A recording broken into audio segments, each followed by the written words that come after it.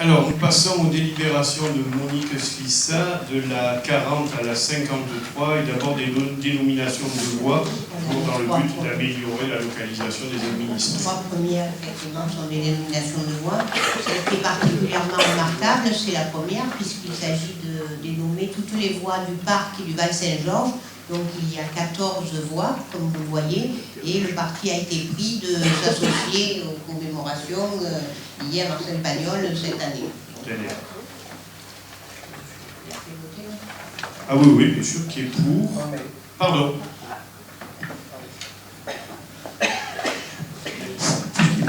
Il était souvent dit que la Poste, ça intéresse que le groupe Front de Gauche. Non, mais là, c'est une boutade. Moi, je pense qu'il faudrait arrêter de répondre aux exigences, mais vraiment sérieusement, aux exigences de la Poste, qu'elle balaye devant sa porte, qu'elle fasse bien son boulot, qu'elle ne porte pas les tomates, qu'elle ne porte pas. Quant à cette délibération des voies du Saint-Georges, je regrette beaucoup, mais c'est vraiment... C'est une folie, mais il y a des erreurs, il y a des oublis, il y a des voies qui se... On peut les prendre en parole, mais je crois que ça ne vaut pas la peine. Prenez les 1, 2, 3, les 4 derniers chapitres. L'impasse prenant naissance dans le boulevard Fernandel, ça va être la voie principale, et desservant les villas 40 à 70, alors ça c'est pas une grave erreur, c'est 39 à 70, c'est pas grave. Mais le paragraphe suivant, l'impasse prenant naissance dans le boulevard Fernandel et desservant les villas sera dénommée carte vigue. Qui? Le truc au-dessous. L'impasse prenant naissance au boulevard Marie-Joumont et desservant les villas, il n'y a aucun numéro, et sera dénommée l'impasse de Floride. Quel numéro, quelle villa, quel truc? Pas. Je ne sais pas. Qui c'est qui a fait ça? Avec qui? Pendant 30 ans, il y a eu un syndic que tout le monde connaissait et identifié. Je ne parle pas de moi puisque je n'y suis plus. Là, il y a eu des embrouilles, des difficultés. Il est venu, je vais dire, n'importe qui a bousculé les choses. Et je ne sais pas si on est allé les voir, mais en tout cas, ça confirme que c'est des nuls. Je pense que cette délit doit être retirée ce soir pour travailler. Et puis enfin, mon opinion, qu'est-ce que ça va apporter? Qu'est-ce que ça apporte à la Poste? Plutôt que d'écrire 4, en plus j'ai été postier toute ma vie, et habitant au Saint-Georges pendant 35 ans. Qu'est-ce que ça apporte de mieux? Non, mais il faut des fois poser la valise, réfléchir et regarder un peu dans les délits. Ça va apporter quoi comme simplification d'appeler, au lieu d'appeler 25 le Val-Saint-Georges, je suis resté 30 ans, plutôt que de... Alors il faudra mettre impasse, carte fille ou je ne sais pas lequel, le Val-Saint-Georges, le numéro 25, 13 170. Il y a des places, on a donné des noms, il n'y a aucune boîte aux lettres. Ça, je pense que ça mérite. C'est vraiment nul. Sur votre il faudra rectifier les coquilles, c'est-à-dire les oublis des numéros, et là je te rejoins. Après, d'abord, M. Amaro. Non, mais c'est vraiment tout nul. Si vous avez vu les gens de là-bas, je ne sais pas qui l'a fait, ça. Mais ça reflète effectivement qu'ils sont nuls, il faut revoir la copie. Serge, sur les oublis, tu as entièrement raison. Maintenant, je pense que c'est pas uniquement pour la Poste. Je vais te parler d'un vécu. J'habite la cité haute en Provence. 35 cités hautes en Provence, qui a été renommée fort heureusement 15 place des Chanterelles il y a quelques années. Et fort heureusement qu'aujourd'hui, dans le monde d'aujourd'hui, il n'y a pas uniquement que la Poste. On a des services de livraison de colis qui ne sont plus uniquement que la Poste, mais qui sont du privé, et qui malheureusement, pour trouver ton domicile, si c'est pas la bonne adresse, ils font 10 fois le tour et puis ton colis, tu ne le vois pas arriver. Sur les GPS aujourd'hui, sur les mobiles, que ce soit les GPS embarqués sur les voitures, il y a besoin d'avoir une précision sur les adresses. C'est pas uniquement que pour la Poste. Alors là où tu as raison, c'est qu'effectivement, il y a peut-être quelques coquilles, mais on peut compter sur la compétence de la mairie pour le faire. Ils savent de temps en temps être compétents sur certains sujets. Maintenant, effectivement, il n'y a pas que la Poste, Serge. Les GPS, les voitures, les sociétés privées de livraison de transport, je l'ai vécu en vivant la cité haute. Heureusement qu'il y a des précisions. Autrement dit, vous êtes plutôt d'accord sur le fait de dénominer comme ça a été fait à la cité haute, si je vais compris. Entièrement. Voilà. Oui, ça me paraît plutôt cohérent. Après qu'il y ait eu des oublis, des coquilles où il manque les villas et les numéros, je ne vais pas retirer cette délibération. On va plutôt dans le sens des dénominations de voies aujourd'hui. Je veux dire, ça rien de scabreux. Tu es une dame contre la Poste pour des raisons... Mais j'ai la même. Non, mais j'ai la même. J'ai la même. C'est vrai qu'aujourd'hui, le courrier mal distribué, c'est lié à une certaine évolution du service public. On ne va pas dire le contraire, mais ce n'est pas une raison pour autant, entre guillemets, je ne vois pas trop le lien. Ok pour dénoncer le mauvais service public aujourd'hui rendu à certains moments par la Poste, c'est pas une raison pour ne pas dénominer les voies. Ça fait des années qu'on fait cet effort et qui va plutôt dans le bon sens. Comme le dit M. Amaro, c'est pas que pour la Poste.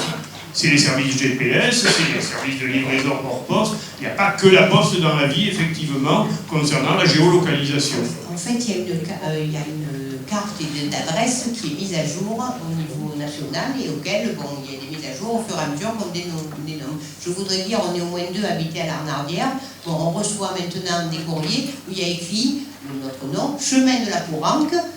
Il n'y a pas marqué la Renardière ni le bâtiment. Hein. C'est mis d'office et donc c'est quand même un problème il y a un certain nombre de bâtiments qui fait que bon, ça arrive si on connaît bien le nom. Par contre, Monique, hors délibération, lors d'un prochain conseil municipal, on redistribuera la liste revue et corrigée. Voilà, ça me paraît normal, tout à fait normal. Donc, qui est pour? Qui est contre? Contre le fait de dénominer. Mais on ne sait pas qui c'est qui habite dans ces trucs là. Bon, c'est pas grave. Non, mais c'est pas grave. Qui s'abstient? C'est bon. Allez, la 41. Bon, l'impasse d'Arbouzé, c'est effectivement la voie qui dessert Vallon et la Suzanne. Bon, on m'a dit qu'on l'avait appelé d'Arbouzé parce que le quartier s'appelait le Petit d'Arbouzé dans le temps passé. Alors, je l'ai appris avec cette délibération, je l'ignore. Bon, voilà, moi aussi. Et enfin, l'avenue... Attends, on va la mettre au vote. Alors, qui est pour? Qui est contre? Qui s'abstient? Adopté. 42. Donc là, il s'agit de la voie qui prend sur l'avenue Paul Brutus et qui dessert les collines des Canons, et donc auquel on donne la rue, le nom de rue Antoine de Saint-Exupéry. On va faire pire, je crois, c'est pas mal. Qui est pour? Qui est contre? Qui s'abstient? Adopté. Des servitudes concernant le plan de campagne. Alors, plan de campagne, dans le cadre de la mise en place du nouveau collecteur d'eau pluviale, dit collecteur ouest dans le jargon des techniciens, eh bien, cette délibération institue le fait que, bon, comme il passe sur beaucoup de terrains privés, même presque que ça, de mise en œuvre de la constitution des servitudes. C'est pour ça que vous avez la liste d'un tas de parcelles. Bon, à l'amiable si possible, si c'est pas possible, ben, par les procédures plus coercitives. Bon, c'est quelque chose, on en est donc, les travaux ont été commencés et donc maintenant ces servitudes sont nécessaires et c'est la FPLA qui œuvre là-dedans. Des questions, des remarques? Oui, si les négociations à l'amiable n'aboutissent pas, qu'est-ce qui se passe? On fait une déclaration d'utilité publique et ça prendra le temps que ça prend, mais ça finira par être voilà. Je vous remercie. Alors il y a des négociations à l'amiable qui peuvent déboucher en partie quand même. On a fait quelques points durs. On le souhaite, les voilà. DUP, ça met toujours pas mal de temps, mais bon, il n'y a pas 52 solutions. Hein. C'est ou négociation à l'amiable ou DUP. Qui est pour? Qui est contre? Qui s'abstient? Adopté. 44. Donc ça, il s'agit de petites servitudes concédées au SMED qui donc procèdent à enterrer des réseaux électriques, donc toujours dans le quartier des Canons, et donc ça concerne les 2 parcelles qui sont citées dans la délibération, 56 et 404. Qui est pour? Qui est contre? Qui s'abstient? Adopté. La 45. Donc ça, c'est sur le chemin des Petits Canonneaux. Il faut qu'on conforte en fait donc un mur et on a besoin pour le faire d'une petite surface prise donc sur la propriété de Madame Lombardi et M. Robin, donc 26 mètres carrés. Et donc après négociation, quand même, il faut bien le dire, n'est-ce pas, hein, nous leur verserons seulement 300 €, bien loin de ce qu'ils demandaient, mais ça s'est passé à l'amiable. Hein, voilà. Bon. Qui est pour? Qui est contre? Qui s'abstient? Adopté. La 46, pardon. Alors la parcelle concernée est en bas de la ville, quoi, au 6 avenue François Mitterrand. C'est en fait un délaissé du canal de Marseille et donc qui jouxte la propriété de monsieur et madame Crépeau qui se sont portés acquéreurs puisqu'ils pourraient, en fin de compte, l'entretenir. Et donc on a fait estimer par les ON et on est tombé d'accord aussi avec eux, ils ont accepté 10 000 € pour cette parcelle. Donc leur bande. Qui est pour, qui est contre, qui s'abstient, 3 abstentions. La 47. Il s'agit donc d'une parcelle que nous allons vendre à la société TSM Immobilier, qui est déjà présente sur la commune d'Épagnes-Mirabeau, au chemin de la Burlière, et qui est une société donc, qui, de maçonnerie seconde œuvre, on peut dire ça comme ça, et qui souhaite déménager parce qu'effectivement, son matériel et en particulier son camion de transport encombre le boulevard de la Burlière, il faut bien le dire, et qui a donc trouvé un terrain qui se trouve le long de la 113, mais pas tout à fait le long, parce qu'en fin de compte, il faut qu'il puisse y accéder, le long de la 113 étant à ce niveau-là une propriété communale. Donc on propose de lui céder le passage. Pour désenclaver, quoi. Pour le désenclaver, exactement. Question, remarque. Qui est pour, qui est contre, qui s'abstient, 3 abstentions. La 48. Alors, le Clos des Oliviers, c'est un petit lotissement qui est à côté, qui est dans la zone du collège Jacques Monod, et pour laquelle, donc, après la demande des quelques riverains, quelques propriétaires, nous allons prendre les équipements dits communs, donc l'éclairage public et la bande de roulement de la voie. Ce qui, effectivement, permet la circulation publique pour des administrations diverses. C'est un peu notre droit commun au Pays-Mirabeau, on a fait ça toujours pour tous les lotissements, bande roulante, pas les trottoirs. C'est ça, tout un lotissement, donc on le fait parce que c'est un lotissement. Oui, tout à fait. Question, remarque? Oui, Madame Guilbault. Nous avons posé donc ce matin la question à l'urbanisme, l'estimation des coûts. Alors, je vais vous répéter la il n'y aurait pas d'estimation. La réponse, c'est que d'abord, on ne prend dans ce cadre-là que des voies qui sont en bon état. Donc on a d'abord regardé si c'était en bon état, c'est-à-dire que ça puisse durer quelques années comme ça. Et donc l'estimation, c'est éventuellement vous donner une voie dans 10 ans, quoi. Alors écoutez, moi je ne sais pas mettre un prix, peut-être que non, mais en gros, faire aider de mon collègue. En gros, une bande roulante neuve, je parle sous contrôle de Dominique, c'est 10-15 ans. Donc on ne peut pas évaluer le prix de réfection d'une voirie qui à un moment donné est neuve et dans quel état elle sera dans 15 ans. Ce qu'on ne fait pas par contre, c'est de récupérer dans le cadre de lotissement ancien une voirie en très mauvais état qui nécessiterait la réfection immédiate. Donc on ne peut pas parler d'un coût qui n'existe pas à l'instant T. Après, voilà, je n'ai pas d'autre réponse à vous apporter, c'est le bon sens.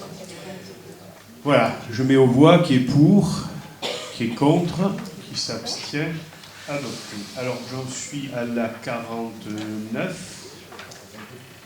Alors, donc ça, il s'agit d'une convention avec la société Provence Paysage Méditerranée pour occuper un terrain qui est proche de son exploitation sur la 113, puisqu'il s'agit du terrain qui est juste en dessous du Véloclub et qui inclut sur son bord la stèle commémorative du génocide arménien. Donc ça, c'est la convention.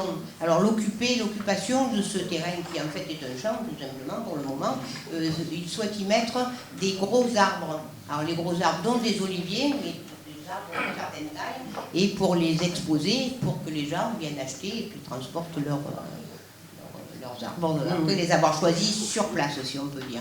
Donc la convention prévoit donc le mode d'occupation, le fait que l'accès à la stèle du génocide arménien sera préservé, il ne sera pas perturbé du tout, et le coût aussi, les conditions de révision de ce coût, donc, qui sont dans la convention. En rappelant, et ça me paraît important de le dire, que c'est un terrain qui est situé en zone naturelle, puisqu'il est dans le rectangle qui longe la départementale 6, qui monte de l'entrée du village à plan de campagne, et de parti pris, c'est une zone que l'on a décidé de geler, de ne pas ouvrir à l'urbanisation.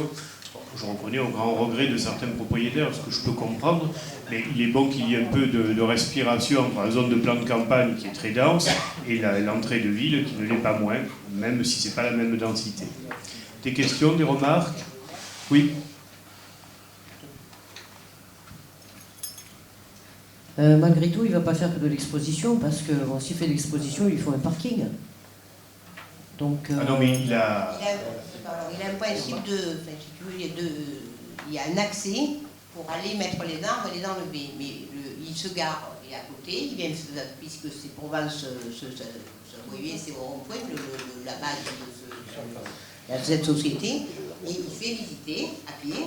Les gens choisissent, et une fois qu'ils ont choisi, ils amènent un camion pour le déménager. Le parking se trouve dans ces locaux actuels, enfin ces locaux, ça veut dire des locaux pour une jardinerie actuelle. Donc c'est un lieu de stockage. De stockage et de présentation. Et de présentation aux gens. Les gens pourront venir, il les amènera pour regarder s'ils préfèrent celui-là ou l'autre, parce qu'il vaut mieux. Ils vendent, bien sûr. Stockage et vente. C'est un pépiniériste, quoi. Enfin, comme Rost, comme... Ben oui, c'est comme Rost, comme Gentilini, ils ont tous, enfin vous le voyez, hein. Et alors, je vais vous dire, pour parler très très clairement, et je le dis sans aucune connotation péjorative, je préfère que ces terrains que j'ai voulu, enfin, que nous avons voulu ensemble maintenir en zone naturelle, soient occupés par des gens qui font effectivement commerce de végétaux, plutôt que de les laisser en état de friche et qu'ils soient occupés de façon sauvage à certains moments donnés. Vous voyez ce que je veux dire. Voilà.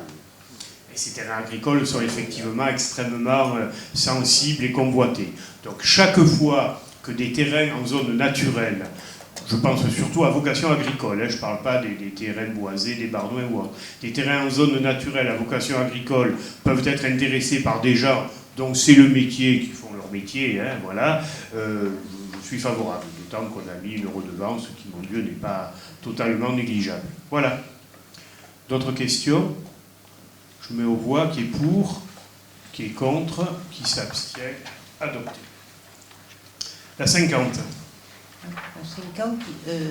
La révision du classement sonore des voies, c'est en fait un arrêté du préfet qui ne concerne que les voies routières, pas les voies autoroutières. Ça, si j'ai bien compris, c'est un autre arrêté.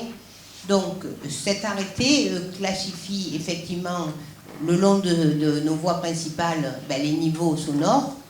Son but est qu'il soit, cet arrêté, adossé au PLU, mais adossé au PLU uniquement, pas pour l'imposer de ne pas, c'est pas nous qui imposons, c'est pas cela qui imposera par contre de ne pas construire à tel endroit, c'est à titre informatif, c'est-à-dire quelqu'un qui demande un permis de construire, doit le fournir à son aménageur, qui doit en tenir compte. C'est la règle de ce truc-là. C'est un document informatif. Informatif, mais bon, qui quand même doit être maintenant, après le vote, obligatoirement adossé au PLU et fourni aux gens qui demandent un permis de construire. C'est ce que nous demande le préfet. C'est le préfet, voilà, c'est le préfet qui est. Des questions? Je mets aux voix qui est pour, qui est contre, qui s'abstient, adopté. La 51. Alors la 51, c'est une délibération qui s'appelle bilan annuel des acquisitions et des cessions immobilières sur la commune. C'est-à-dire qu'elle ne fait que recenser l'ensemble des délibérations que nous avons prises pour, comme on a fait tout à l'heure par exemple, acheter ou vendre quelque chose. Bon, il s'agit d'un bilan sur l'année 2014 qui doit obligatoirement par la loi être fait avant le vote du compte administratif. Tant entendu que ce qui est recensé, c'est les délibérations que nous avons prises, ce qui ne veut pas dire que l'ensemble des actes notariés ait été passé. C'est clair. Qui est pour, qui est contre, qui s'abstient, adopté. Oui. La 52, le crack décibile. Alors, la 52, pour expliciter l'acronyme, c'est le compte-rendu annuel à la collectivité que la Société publique locale d'aménagement du Pays d'Aix, donc la SPLA, à qui nous avons confié l'opération des civils, c'est donc le compte-rendu annuel qu'ils nous doivent. C'est-à-dire que ça tient compte des activités qui ont été faites, ça recale effectivement l'ensemble du programme sur les années prévisionnelles. Et donc chaque année, le conseil d'administration de la SPLA doit approuver ce bilan pour chacune des opérations dont elle est chargée. Donc c'est-à-dire que je pense que l'an prochain on aura celui de Palière par exemple, puisqu'on a une concession, ça marchera pareil. et le présenter donc au conseil municipal qui doit lui donner, c'est une sorte de quitus, j'appellerais ça. Je parle de celui de Palière, on a déjà celui de Palière 1, pour rappeler que l'opération Palière 1 fut, au-delà de l'aspect logement, une très bonne opération financière pour la commune, puisque largement excédentaire. Voilà, des questions concernant ce compte-rendu annuel à la collectivité des opérations civiles. De l'opération civile. Bon, en rappelant que pour une collectivité qui fait rien, on aura créé 2 zones d'activité, même si pour le moment on ne la voit pas sortir physiquement, mais ce sont des choses qui sont extrêmement longues, c'est les civils, les jonquiers, sans parler du développement de plans de campagne. Donc qui est pour, qui est contre, qui s'abstient, adopté. Oui, c'est adopté. La 53, un permis de recherche. Alors, nous avons été saisis donc par la préfecture sur notre avis sur de la recherche géothermique. Et en fait, c'est dans la zone Marignane Marseille Nord, comme ils appellent ça. La zone Marseille Nord nous concerne pour ce permis de recherche. Il s'agit de rechercher de l'eau chaude, il faut dire les choses comme elles sont, de moyenne à moyenne profondeur. Donc la zone qui est concernée pour les Pennes Mirabeau, c'est là en fait la plaine des Tisserands, c'est les Pennes Mirabeau, Cabriès, hein, c'est sur la zone qui est là-bas. Donc nous avons tout de suite, donc, comme nous y étions invités, envoyé un certain nombre de remarques que nous reprenons dans cette délibération, puisqu'on est censé donc délibérer pour donner notre avis. Alors la principale remarque, c'est que là, même si c'est un permis de recherche uniquement, puisque c'est un premier stade, la partie recherche, pour nous, se trouve dans une zone boisée.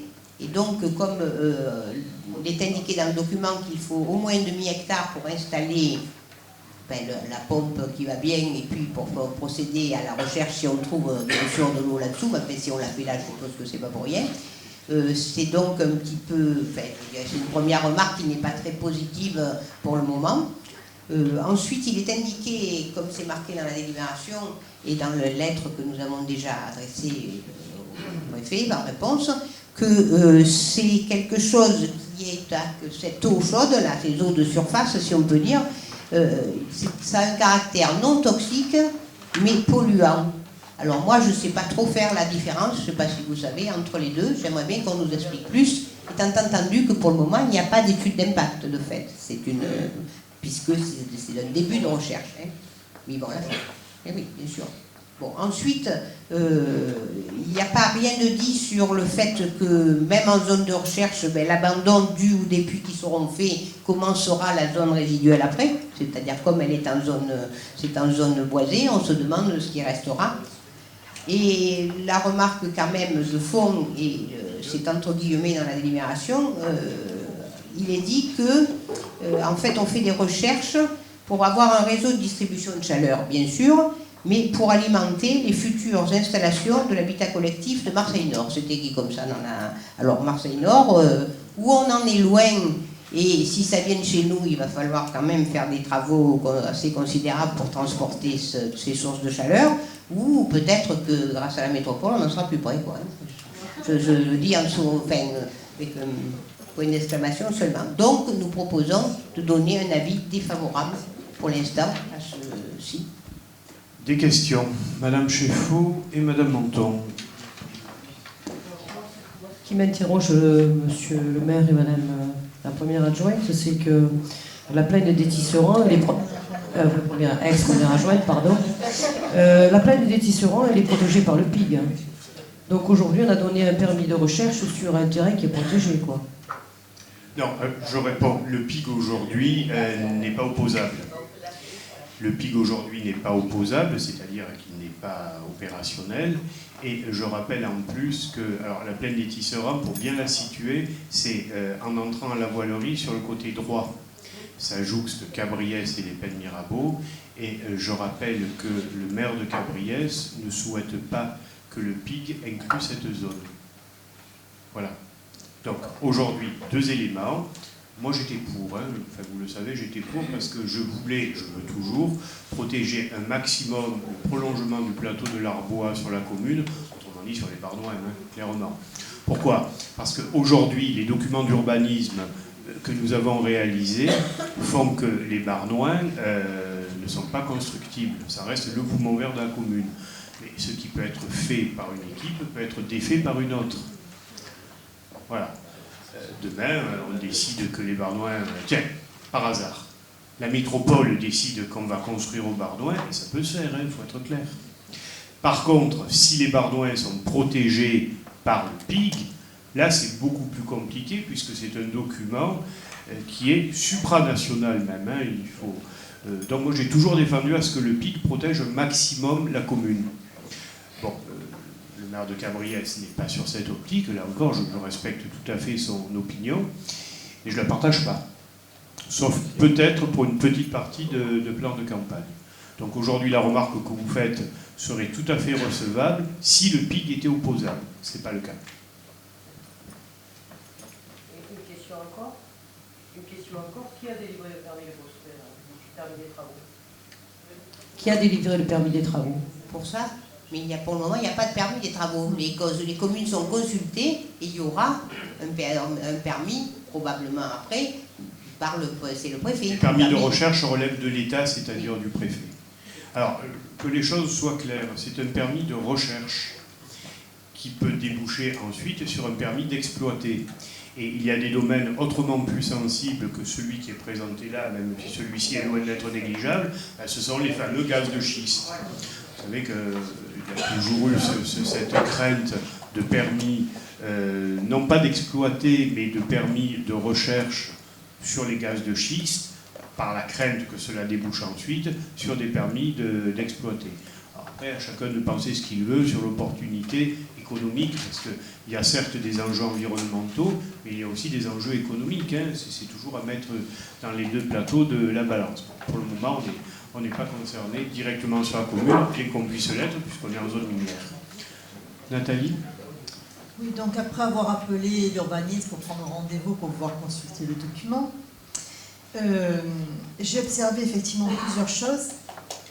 Donc, il est noté dans le document que les travaux de forage risquent d'endommager à la fois la qualité des eaux de surface, mais aussi de polluer les eaux souterraines, et que le transfert peut se faire entre les différentes nappes. Ça veut dire qu'une fois une nappe polluée, l'ensemble des nappes contiguës sont complètement inexploitables. Il y en est marqué, effectivement, si l'eau se répand, effectivement, l'eau devient impropre à la consommation et à l'utilisation.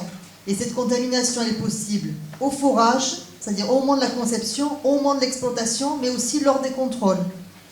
Voilà, donc effectivement, il y a plusieurs points, et notamment il y a un point aussi en confidentialité, qui n'est pas donc, du coup explicité dans le document, mais c'est aussi la référence au fait qu'il y a des zones sismiques quand même dans le coin qui peuvent poser des gros problèmes sur ce type d'exploitation. Alors, le problème, ça, je dis ça sous réserve de vérification, hein, je vous demande de le faire, mais sauf erreur de ma part, les permis de recherche ne sont pas soumis à enquête publique. Ce qui évidemment rend les choses beaucoup plus aisées pour les sociétés qui veulent les réaliser. Mais ça, j'en suis sûr pour les gaz de schiste, mais ça mérite d'être vérifié. À moins que la science des services de l'urbanisme puisse me répondre. Il y a une enquête publique en cours ? Bon.